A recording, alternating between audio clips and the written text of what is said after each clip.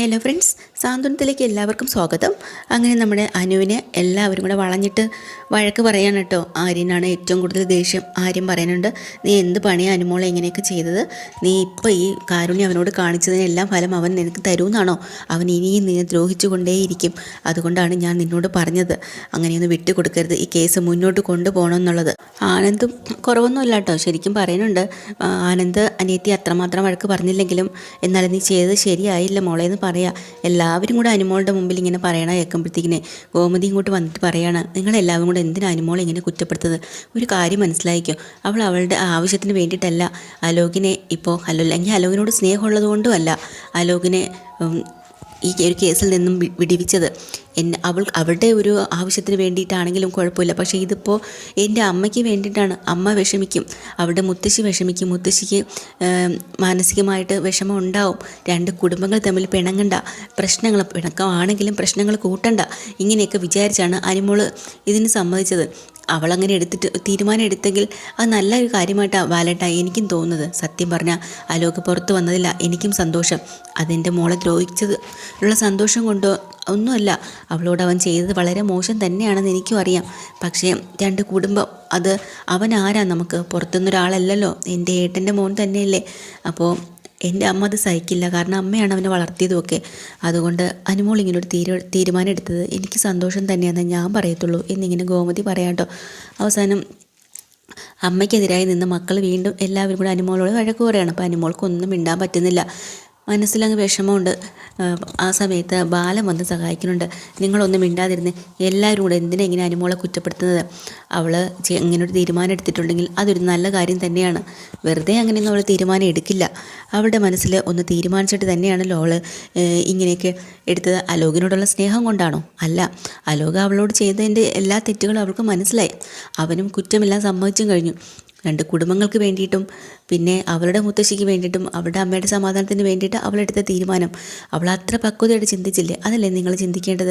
അപ്പോൾ മീനാക്ഷിയും ഇത്രയും കൂടെ അവിടെ നിന്ന് പറയേണ്ട, അത് ശരിയാണ്. അവൾ കുടുംബത്തിലെ സമാധാനത്തിന് വേണ്ടി അത്രയും ഉയർന്ന് ചിന്തിച്ചു. നമ്മളാണെങ്കിൽ പോലും ഇങ്ങനെയൊന്നും ചിന്തിക്കത്തില്ല എന്നൊക്കെ ഇങ്ങനെ പറഞ്ഞിട്ട് ബാലൻ നേരെ അടുത്തേക്ക് വരുവാണ്. എല്ലാവരും കൂടെ കുറ്റപ്പെടുത്തി ഇരിക്കുമ്പോൾ അനുമോൾ അല്ലാതെ കുഴിഞ്ഞിരിക്കുക. അനുമോളുടെ തോളിൽ കൊണ്ട് കൈ വെച്ചിട്ട് പറയാണ്, മോളുടെ കൂടെ അച്ഛനുണ്ട്, ഒന്നുകൊണ്ടും മോള് പേടിക്കണ്ട. പിന്നെ മോളിപ്പോൾ എടുത്ത തീരുമാനം അത് നല്ലതാണെന്ന് തന്നെ ഞാൻ പറയത്തുള്ളൂ എന്ന് പറഞ്ഞു കേട്ടോ. ശരി, അങ്ങനെ സമാജം നിൽക്കുമ്പോൾ ഗോപതി ഓടിപ്പോയി ബാലനോട് പറയാം. പക്ഷേ ബാലേട്ടാ, ഇനിയൊരു കാര്യം നമ്മൾ വെച്ച് താമസിപ്പിക്കാൻ പാടില്ല, അനുമോളുടെ വിവാഹം.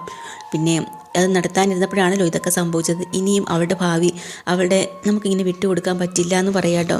അപ്പോൾ അനുമോൾ അതൊക്കെ കേട്ടോണ്ട് നിൽക്കുകയാണ്. എത്രയും വേഗം അവളുടെ കല്യാണം നടത്തിയേ പറ്റുള്ളൂ എന്ന് പറയാം. ബാലനും തീരുമാനിക്കുന്നുണ്ട്, അതെ, എത്രയും വേഗം നടത്തണം, ഇനി വെച്ച് താമസിപ്പിക്കേണ്ട കാര്യമൊന്നുമില്ല. അപ്പോൾ അതങ്ങനെ നിൽക്കുന്ന സമയത്ത് തന്നെ കൃഷ്ണമംഗലത്തും അച്യുതൻ ഭയങ്കര കലിപ്പിലാണല്ലോ. അച്യുതനും ഭയങ്കരമായിട്ട് നമ്മുടെ അലോകിൻ്റെ ആ ഒരു അവസ്ഥ വിഷമിപ്പിക്കുന്നുണ്ട് കേട്ടോ. അപ്പോൾ ഇവിടുന്ന് പോയ ഒരാളെ അല്ല വന്നപ്പോൾ അലോകിൻ്റെ സ്വഭാവം എല്ലാം മാറി, അവരെടുത്തുചാട്ടം ഇല്ല, ഒരു പാവം വേദനിച്ചിരിക്കുന്നു. അപ്പോൾ അനന്തൻ അങ്ങോട്ട് വരുവാണ് കേട്ടോ.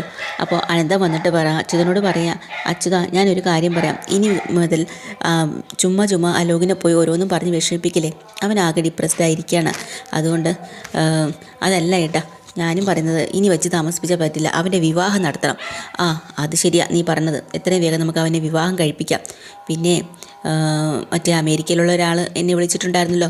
അപ്പോൾ അന്ന് ഇത് അല്പം നീങ്ങിയൊക്കെ പോയില്ലേ, ഇനിയോ അയാൾ വീണ്ടും വിളിച്ചിട്ടുണ്ടായിരുന്നു, നമുക്കതങ്ങ് നടത്താം. അനുമോളോട്ടുള്ള ഈ പ്രശ്നങ്ങളും കാര്യങ്ങളൊക്കെ ഇവിടെ ഉള്ളവർക്കല്ലേ അറിയുള്ളൂ, ഒന്നും അറിയില്ലല്ലോ.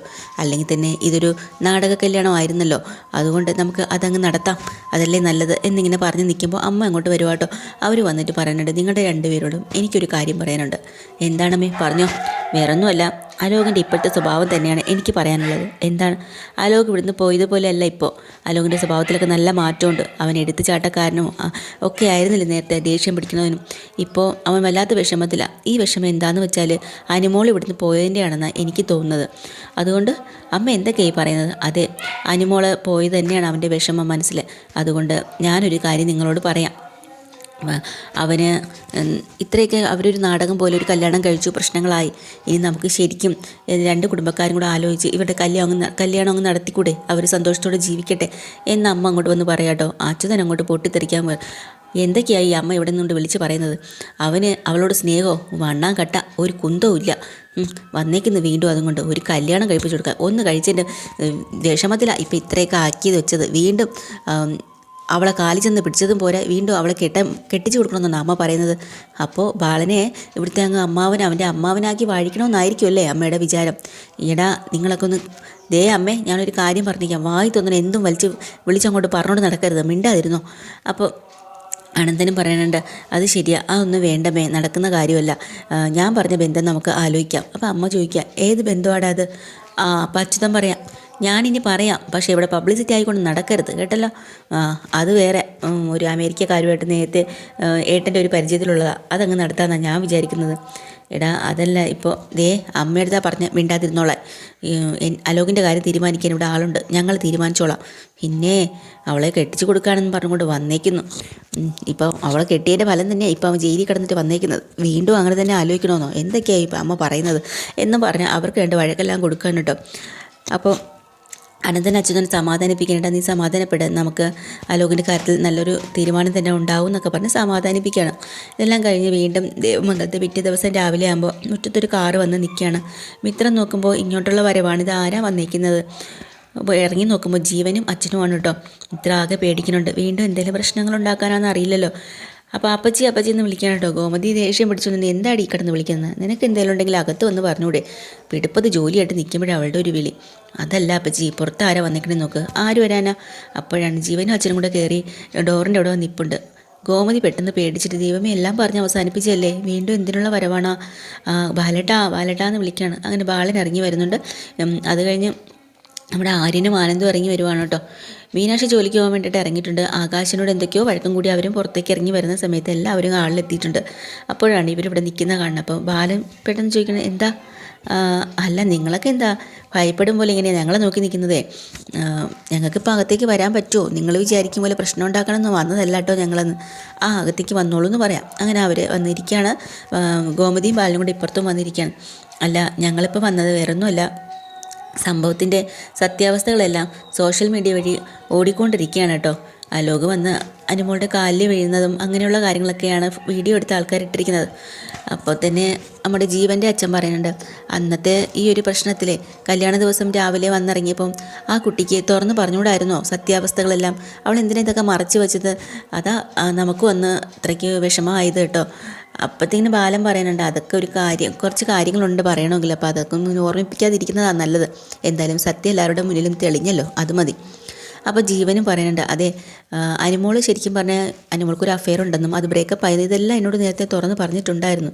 അപ്പോൾ ഞാനും അതൊന്നും കാര്യമാക്കിയില്ല, എല്ലാം തുറന്ന് പറഞ്ഞു, എന്നെ ഇഷ്ടമാണെന്ന് പറഞ്ഞു. എന്നിട്ടും ഒരു സുപ്രഭാതത്തിൽ, അതും കല്യാണ ദിവസം അവൻ്റെ കൂടെ ഇറങ്ങിപ്പോയി എന്നറിയുമ്പോൾ ആർക്കായാലും പെട്ടെന്നൊരു വേദനയും വിഷമവും. പിന്നെ വീട്ടിലാണെങ്കിലോ നാട്ടുകാരും വീട്ടുകാരും അവരുടെ അപമാനവും കുത്തുവാക്കുകളോ കേൾക്കുമ്പോൾ നമുക്ക് സഹിക്കാനാവില്ല. അങ്ങനെയാണ് അന്ന് അമ്മ ഇവിടെ വന്ന് എന്തൊക്കെയോ പറഞ്ഞിട്ട് പോയത് കേട്ടോ. അതുകൊണ്ട് തന്നെ ഇന്ന് അമ്മയ്ക്ക് ഇങ്ങോട്ട് വരാനും നല്ല ചമ്മലുണ്ടേ, നിങ്ങളുടെയൊക്കെ മുഖത്ത് നോക്കാനൊരു ബുദ്ധിമുട്ടുമുണ്ട്, അതുകൊണ്ടാണ് അമ്മ വരാത്തത്, ഞങ്ങൾ മാത്രം വന്നത്. അതൊന്നും കുഴപ്പമില്ല എന്ന് ഗോമതി പറയാണ്. അപ്പോൾ തന്നെ ജീവൻ പറയണ, അച്ഛാ നമ്മൾ വന്ന കാര്യം എന്താണെന്ന് വെച്ചാൽ അച്ഛൻ പറയേ, ചുമ്മാ വർത്തമാനം പറഞ്ഞുകൊണ്ടിരിക്കണ്ട. എടാ ഞാനല്ലല്ലോ, നീയല്ലേ ചുമ്മാ വർത്തമാനം പറഞ്ഞുകൊണ്ടിരിക്കുന്നത്. അങ്ങനെ കാര്യങ്ങളെല്ലാം അലോകിൻ്റെ കാര്യങ്ങളും എല്ലാം അവതരിപ്പിച്ചതിന് ശേഷം തന്നെ ബാലനോട് പറയുന്നുണ്ട്, ഞങ്ങൾ വന്നത് പ്രധാനപ്പെട്ട ഒരു കാര്യമുണ്ട്, വേറൊന്നുമല്ല, അന്ന് മുടങ്ങിപ്പോയ കല്യാണം, ആ കല്യാണം നമുക്ക് വീണ്ടും നടത്തണമെന്ന് ആഗ്രഹമുണ്ട്, അനുമോളെ ജീവന് കൊടുക്കാമോ എന്ന് ചോദിക്കുക കേട്ടോ. അപ്പോൾ പെട്ടെന്ന് എല്ലാവർക്കും ഒരു അത്ഭുതം. പിന്നെ ബാലനൊന്നും മിണ്ടുന്നില്ല. അപ്പോൾ ഗോമതിയും പറയുന്നുണ്ട്, നമുക്ക് നടത്തിയാലോ എന്ന് ബാലനോട്. ബാലൻ എന്തോ പറയാനായിട്ട് വാ തുറക്കണതും മീനാക്ഷി അവിടെ നിന്നുകൊണ്ട് പറയാം, അച്ഛാന്ന് വിളിക്കട്ടെ. എന്താ മോളെ, മോൾക്ക് എന്തെങ്കിലും പറയാനുണ്ടോ? അച്ഛാ എനിക്കല്ല, ഞാൻ പറയുന്നൊന്ന് കേൾക്കണം. എന്താ മോള് പറഞ്ഞു? വേറൊന്നുമല്ല, ഇതിപ്പോൾ അഭിപ്രായം പറയേണ്ടത് നമ്മളല്ല, അനുമോളാണ്, അവൾക്കൊരു അവസരം കൊടുക്കണം, അവളുടെ മനസ്സിൽ എന്താ അവളോട് ചോദിക്കച്ചാ, അതല്ലേ വേണ്ടതെന്ന് പറയാം. അപ്പോൾ ബാലൻ തീരുമാനിക്കണം, അത് ശരിയാണ്, എൻ്റെ മകളാണ് തീരുമാനിക്കേണ്ടത്, ഈ വിവാഹം വേണോ വേണ്ടേ, ജീവനെ വേണോ, ഞങ്ങളാരുമല്ല തീരുമാനിക്കേണ്ടത്. മിത്രേ നീ പോയി അനുവിനെ വിളിച്ചിട്ട് വാ എന്ന് പറയാം കേട്ടോ. അങ്ങനെ അനുമോൾ ഇങ്ങോട്ട് ഇറങ്ങി വരുമ്പോൾ അനുമോൾക്ക് അത്ഭുതം തോന്നുവാണ്, ജീവനെ കാണുമ്പോഴത്തേക്കും സന്തോഷമുണ്ട് കേട്ടോ. അങ്ങനെ ഒരു വല്ലാത്ത നാണത്തോടുകൂടി അനുമോൾ അവിടെ വന്ന് നിൽക്കുകയാണ്. അപ്പോൾ ബാലൻ പറഞ്ഞിട്ടുണ്ട്, മോളെ ഇവർ അന്ന് മുടങ്ങിപ്പോയ കല്യാണം വീണ്ടും ആലോചിച്ച് വന്നിരിക്കുകയാണ് മോളെ. അനുമോൾ ജീവന് കല്യാണം കഴിച്ച് കൊടുക്കുമെന്ന് ചോദിക്കാനാണ് ഇപ്പോൾ വന്നിരിക്കുന്നതെന്ന് പറയാം. മോളുടെ അഭിപ്രായം എന്താ? അച്ഛനും അമ്മയ്ക്കൊന്നും ഒരു അഭിപ്രായവും ഇല്ല. നീ എന്താ പറയുന്നത്? അതിനോടൊപ്പം അച്ഛനുണ്ടാവും എന്ന് പറയാം കേട്ടോ. അത് ഉറപ്പായി കഴിഞ്ഞല്ലോ. നേരത്തെ എന്തിനും അനുമോൾക്കൊപ്പം അച്ഛനുണ്ടാവും എന്നുള്ള അനുമോൾക്ക് ഉറപ്പാണ്. അപ്പോൾ അനുമോളോട് എല്ലാവരും കിണ്ടി ഇങ്ങനെ പറയാം കേട്ടോ. പുറകിൽ നിന്ന് പറ മോളെ പറ നീ. അപ്പോൾ അനുമോൾ മിണ്ടാതെ നിൽക്കുമ്പോഴത്തേക്കും ഇവിടെ മീനാക്ഷി പറയുന്നുണ്ട്, അനുകുട്ടി ഇപ്പോൾ ഇതൊരു നല്ലൊരു അവസരമാണ് നിൻ്റെ മനസ്സിലുള്ള കാര്യങ്ങൾ തുറന്നു പറയാൻ പറ്റിയത്. അതുകൊണ്ട് നീ എല്ലാം എന്താണെന്ന് വെച്ചാൽ നീ പേടിക്കരുത്, തുറന്നങ്ങ് പറഞ്ഞു എന്ന് പറയാം കേട്ടോ. അങ്ങനെ അനുമോൾ അവിടെ നിന്നും കൊണ്ട് പറയാണ്, അതെ എല്ലാവരും കേൾക്കാനായിട്ട് തന്നെയാണ് പറയുന്നത്. എനിക്ക് ജീവൻ ഇഷ്ടമല്ലേ മോളെ എന്ന് വീണ്ടും ബാലൻ ചോദിക്കുമ്പോൾ അനുമോൾ പറയാം എനിക്ക് ജീവൻ ഇഷ്ടമാണെന്ന് പറയാം കേട്ടോ. അപ്പോൾ എല്ലാവർക്കും സന്തോഷമായി. എന്നിട്ട് അനുമോൾ പറയാണ്, ഇഷ്ടമാണെങ്കിലും എനിക്കിപ്പോൾ ഒരു വിവാഹത്തിന് താല്പര്യമില്ല. അത് വേറൊന്നും കൊണ്ടല്ല, എൻ്റെ ഈ അച്ഛനെന്ന് പറയുന്നത് ഞങ്ങൾക്ക് വേണ്ടി മാത്രം ജീവിച്ചതാണ്. എൻ്റെ ഇത്രയും മക്കളുണ്ടെങ്കിലും അച്ഛൻ്റെ ഏറ്റവും വലിയ ആഗ്രഹം ഈ മക്കളിൽ എല്ലാവർക്കും നല്ല വിദ്യാഭ്യാസം കൊടുക്കണമെന്നും ഒക്കെയാണ്. അതുമാത്രമല്ല, ഞങ്ങൾ അച്ഛൻ കാരണം ഒരിടത്തും നാണം കെട്ട് നിൽക്കേണ്ടി വന്നിട്ടില്ല. സ്കൂളിലായാലും കോളേജിലായാലും ഫീസ് അടയ്ക്കുന്ന കാര്യത്തിലായാലും ഒന്നിലും എല്ലാം അച്ഛൻ മക്കൾക്ക് നല്ലൊരു സപ്പോർട്ട് തന്നത് ഞങ്ങൾ കഷ്ടപ്പെട്ടാണ് ഇവിടം വരെ വളർത്തിയത്. പക്ഷേ ആ അച്ഛൻ്റെ മനസ്സിലൊരു ആഗ്രഹം ഉണ്ടായിരുന്നു, മക്കളിൽ ആരെങ്കിലും ഒരാൾ കളക്ടർ ആവണമെന്ന്. അങ്ങനെ ഞങ്ങളെ മക്കൾക്ക് ഇതുവരെ ഒരു മക്കൾക്കും സഹായിച്ചു കൊടുക്കാൻ കഴിഞ്ഞിട്ടില്ല. അപ്പോൾ അച്ഛൻ്റെ ആ ഒരു ആഗ്രഹം അതെനിക്ക് സാധിച്ചു കൊടുക്കണം. എനിക്ക് കളക്ടർ ആവണമെന്നാണ് ആഗ്രഹം. അതിനു വേണ്ടി പഠിക്കണം. പഠിച്ച് ഈ വീടിന് മുന്നിൽ ഒരു കളക്ടറുടെ ബോർഡ് വെച്ചിട്ടുള്ള ഒരു കാർ ഇവിടെ വന്ന് കിടക്കണം. അത് എൻ്റെ ആഗ്രഹമാണ്. ഞാൻ ഈ ആഗ്രഹിക്കുന്നതും എൻ്റെ മാത്രമല്ല, എൻ്റെ അച്ഛൻ എല്ലാ കാര്യത്തിനും എനിക്ക് സപ്പോർട്ട് നിന്നതും എനിക്കൊരു പ്രതിസന്ധി ഘട്ടം വന്നപ്പോൾ കൂടെ നിന്ന് ധൈര്യം നിന്ന് താങ്ങായി നിന്നത് എൻ്റെ അച്ഛനാണ്. ആ അച്ഛനൊരു പ്രതിഫലം കൊടുക്കണം. അതിങ്ങനെ തന്നെ ആവണം എന്നാണ് എൻ്റെ ഏറ്റവും വലിയൊരു ആഗ്രഹം. എനിക്ക് കളക്ടർ ആവണം, പഠിക്കണം, അതിനുള്ള സമയം വേണം. അതെല്ലാം കഴിഞ്ഞിട്ട് ഞാൻ കല്യാണത്തെക്കുറിച്ച് ആലോചിക്കൂ എന്ന് നല്ല ബോൾഡായിട്ട് അവിടെ നിന്ന് അനുമോൾ അങ്ങോട്ട് പറയുമ്പോൾ നമ്മുടെ ബാലൻ്റെ ആ ഒരു മനസ്സിലെ അഭിമാനം കൊണ്ട് അവിടെ ഇങ്ങനെ ഇരിക്കുക കേട്ടോ. എന്നിട്ട് അനു ഓടി വന്നിട്ട് അച്ഛനങ്ങ് കെട്ടിപ്പിടിക്കാണ്. അപ്പോൾ എന്തായാലും ബാലൻ അതങ്ങ് സമ്മതിച്ചു കൊടുക്കുക കേട്ടോ. എൻ്റെ അനുമോൾ എന്താ ആഗ്രഹിക്കുന്നത് അത് തന്നെ നടക്കും, എനിക്കത് മതി. ഒരു മക്കൾ ഇത്രത്തോളം പറഞ്ഞിട്ടില്ല അച്ഛന് വേണ്ടിയിട്ട്. ആ ഒരു ആഗ്രഹം സാധിച്ചു കൊടുക്കുന്നു. അനു അത്രയ്ക്ക് ബോൾഡായിട്ടും ഉറപ്പിച്ച് തന്നെയാണ് പറയുന്നത് കേട്ടോ. അത് കഴിഞ്ഞ് നമ്മുടെ ജീവൻ എണീറ്റ് നിന്നിട്ട് പറയാം, അച്ഛാ വളരെ നല്ല കാര്യം തന്നെയാണ് അനു പറഞ്ഞത്. പഠിക്കണം, അച്ഛൻ്റെ ആഗ്രഹം സാധിച്ചു കൊടുക്കണം, അത് നല്ല കാര്യം. എന്നാൽ പിന്നെ അത് തന്നെ നടക്കട്ടെ. പക്ഷേ മോൾക്ക് വേണ്ടിയിട്ട് ഇത്രയും സപ്പോർട്ട് ചെയ്ത് കൂടെ നിൽക്കുന്ന ഇതുപോലൊരു അച്ഛനില്ലേ, അതൊരു അഭിമാനം തന്നെയാണ് അച്ഛന്. സത്യം പറഞ്ഞാൽ അച്ഛനെ എനിക്ക് അത്രയ്ക്ക് ഇഷ്ടമാണ്. അച്ഛനെ ഞാനും കൂടെ ഒന്ന് കെട്ടിപ്പിടിച്ചോട്ടെ എന്നാണ് ജീവൻ ചോദിക്കുക. അതിനെന്താ, അങ്ങനെ ജീവൻ പോയി ബാലനെയും ഒന്ന് കെട്ടിപ്പിടിക്കാനാണ്. എന്നിട്ട് അപ്പോൾ അനുമോളോട് പറയാം, കൺഗ്രാജുലേഷൻ അനുമോളെ, നീ എടുത്ത തീരുമാനം വളരെ നല്ലതാണ്. എന്തായാലും നീ പഠിച്ച് മിടുക്കിയായി ഒരു കളക്ടറായിട്ട് ഇവിടെ അച്ഛനും അമ്മയ്ക്ക് അഭിമാനമായിട്ട് വരണം. പിന്നെ അതുവരെ ഞാൻ കാത്തിരിക്കും. എനിക്ക് അനുമോളെ തന്നെ വിവാഹം കഴിച്ച് തരണം. പക്ഷേ ആ സമയത്ത് അനുമോൾ കളക്ടർ ആവുമല്ലോ. ഒരു കളക്ടറെ കല്യാണം കഴിക്കുക എന്ന് പറഞ്ഞാൽ അതിലും വലിയ അഭിമാനമല്ലേ, എനിക്കത് മതി എന്ന് പറയാം കേട്ടോ. അങ്ങനെ ആ കുടുംബം ഭയങ്കര സന്തോഷത്തിലാണ് കേട്ടോ ഇപ്പോൾ. ഇതാണ് ഇന്നത്തെ എപ്പിസോഡിൽ. ഡീറ്റെയിൽഡ് എപ്പിസോഡുമായി വീണ്ടും വരാം. ചാനൽ ഇഷ്ടമായ ലൈക്ക് ചെയ്യുക, സബ്സ്ക്രൈബ് ചെയ്യുക. Thank you.